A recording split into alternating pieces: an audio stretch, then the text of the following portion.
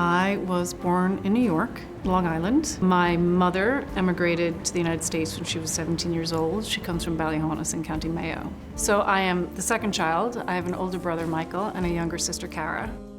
As a child, I was very athletic. I was in every single sport under the sun, and I did ballet for about 2 years. And then Mom took me to the Irish American Center in Mineola to be taught by a man called Donnie Golden, who was my teacher, who is my teacher, who's still a very large part of my life today.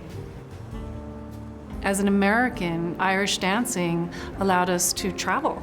So we went to Ireland once or twice a year to compete. My mom first started me out just to keep some culture in the family and tied to the Irish roots. You know, since she moved to America, she just wanted us to have a bit of Ireland in our home. I met Jean through Donnie Golden.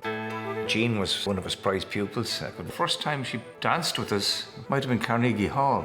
We just got on very well together. We're great friends. And she was with us for, maybe 5, 6 years. And we danced around the world. She danced around the world with us. Somewhere along the line, 93 or 94, I was asked by John McColgan, did I know any female dancers with Mayo connections? So I said, well, I do. Anyway, John got in contact with her, and well, you know what happened after all of that then, the river dance, and she became very famous. To be part of the music scene that was happening at the time, the likes of Alton and incredible musicians, Donal Lunny, Marcin O'Connor, Mary Black, Dolores Keane. It was really, really exciting, and to be in a position where I not only got to dance in a show, but I got to choreograph at a very young age. I look back at that now and I'm so proud of the work that's still being danced on stage. I feel really strongly that I wanted to give back to Irish dancing, and the archival work that I'm doing is part of this give back to Irish dance.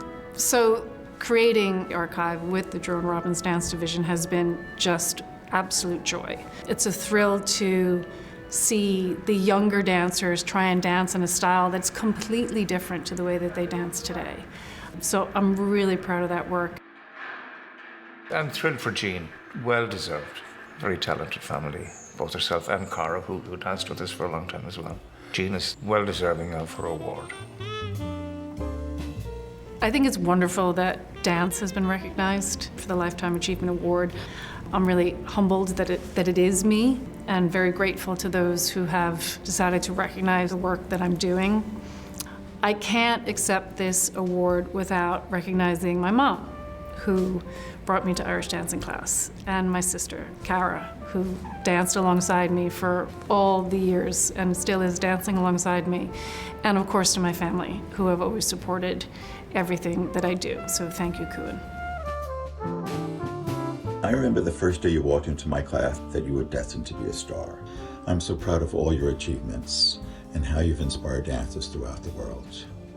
I'm sorry I'm not there to watch you receive this great honor of the Gradam Ceoil, but you have a great night and congratulations.